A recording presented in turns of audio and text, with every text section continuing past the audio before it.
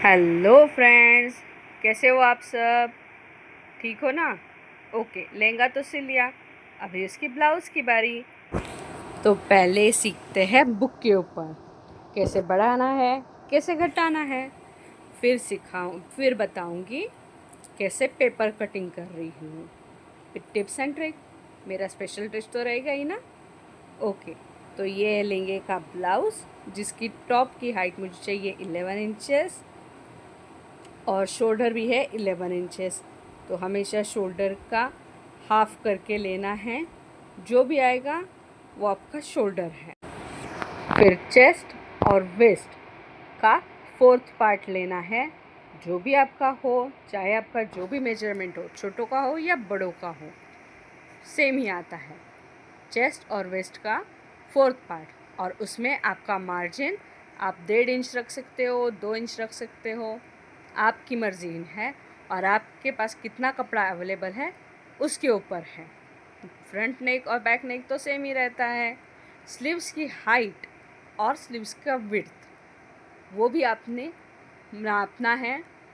जिस किसी का आप सिल रहे हो, चाहे खुद का हो किसी और का हो, उनको पूछ के लेना है कितना हाइट और चेस्ट चाहिए उनको, हाइट चाहिए। ओके, तो विड्थ कैसे नापना है? तो शोल्डर को, स्लीव को शोल्डर से हाइट नापनी है।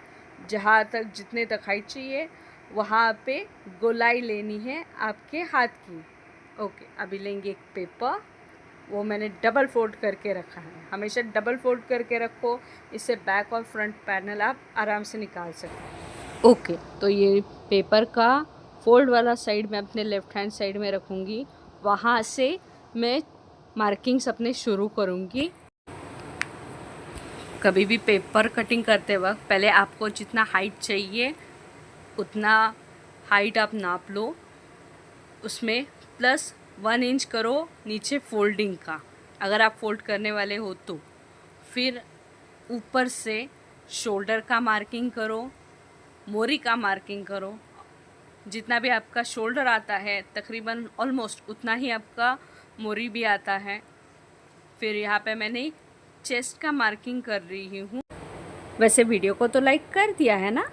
तो मेरा चेस्ट का यहाँ पे था 5.5 के थोड़ा सा आगे, वहाँ पे मैंने मार्क कर रही हूँ। देखो, 5 के आगे हाफ के आगे 3, मतलब 5.5 आता है। उसके आगे 1.5 इंच में सिलाई मार्जिन रखने वाली हूँ। सिलाई मार्जिन रखो, क्योंकि यूजुअली क्या होता है, कभी बड़ा करना पड़ता है, कभी छोटा करना पड़ता है, इसलिए सिलाई मार्जिन हमेशा रखो। ओके, तो ये मेरा हो गया 5.5 के आगे थोड़ा सा।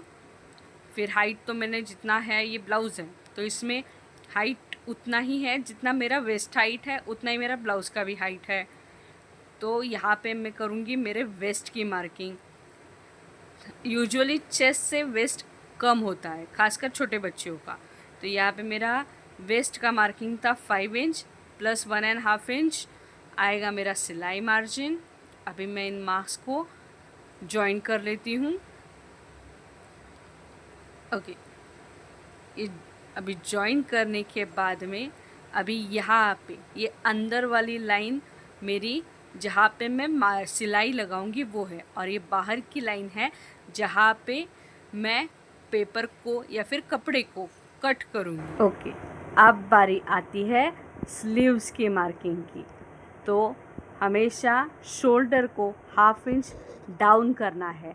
1/2 इंच नीचे से ऊपर, जो आप शोल्डर का मार्किंग करते हो ना, वहाँ से 1/2 इंच नीचे एक मार्क बना लेना है, जिससे कि शोल्डर प्लेट जो हमारी होती है ना तिरछी में, वो हो जाता है।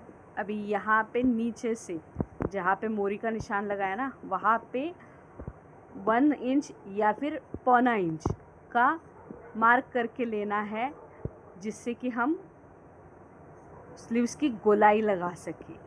ठीक है, तो यहाँ पे अभी हमारा जो भी हमने चेस्ट का मार्किंग लिया है वहाँ से, और ये 1.25 इंच का मार्किंग से एक गोलाई बनानी है हमें, जिससे कि फिटिंग आ सके। लेकिन उससे पहले जो शोल्डर का 1/2 इंच डाउन लिया है वो, और ये 1.25 इंच नीचे का जो जॉइंट किया है वो, उन दोनों का सेंटर निकालना है। ओके, ये आप जो भी आपका मोरी होगा उसके ऊपर आपका नंबर डिपेंड होगा कितना आपका हाइट आएगा वो। ये जो सेंटर मार्क किया है इससे अंदर की साइड में 1/2 इंच इसको मार्क करके लेना है। ये आएगा आपका आगे का गोलाई, जो भी आपका आगे का पोर्शन होगा ना, स्लीव्स आपका आगे का दिखता है वो आता है।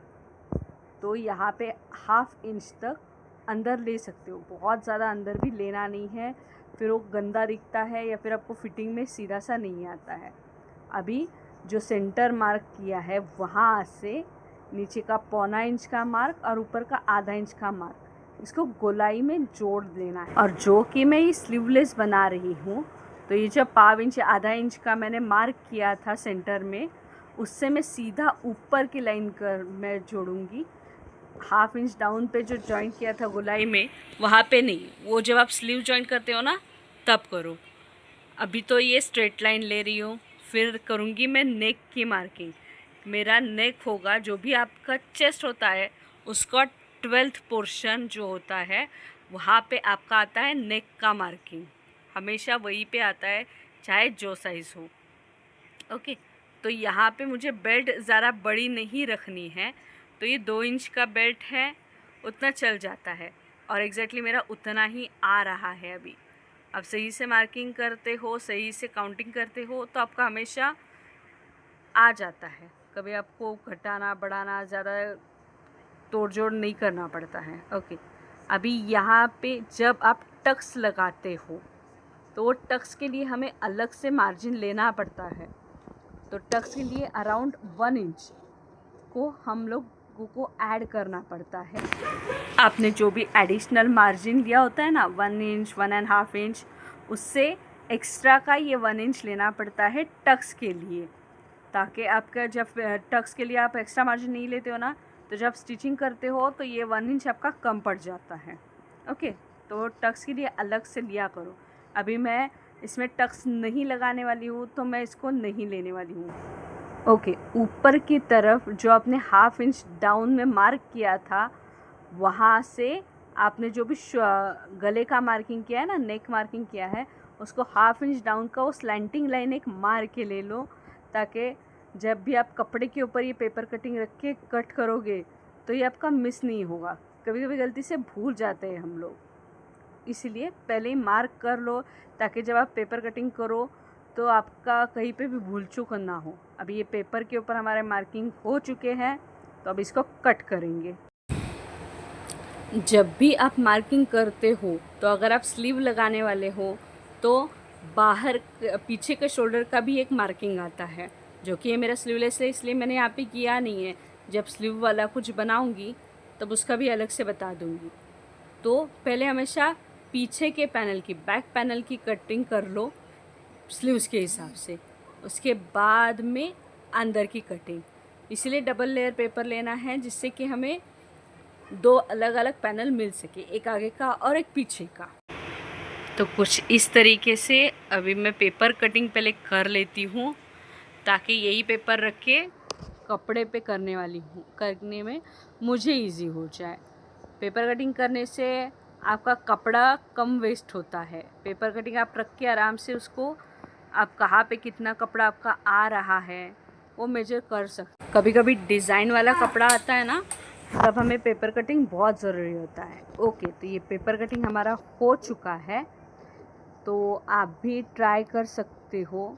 अगर इस वीडियो से कुछ भी सीखने मिला है तो प्लीज़ इस वीडियो को लाइक कर दो। आगे के पार्ट के लिए प्लीज़ मुझे सब्सक्राइब कर दो, बेल आइकन को दबा दो, ताकि आपको पता चल जाए कब मैं नेक्स्ट वीडियो डाल दूँगी। इसका अभी कपड़े का कटिंग और स्टिचिंग का भी वीडियो आएगा। तो please support me. Thanks for watching this video and bye bye.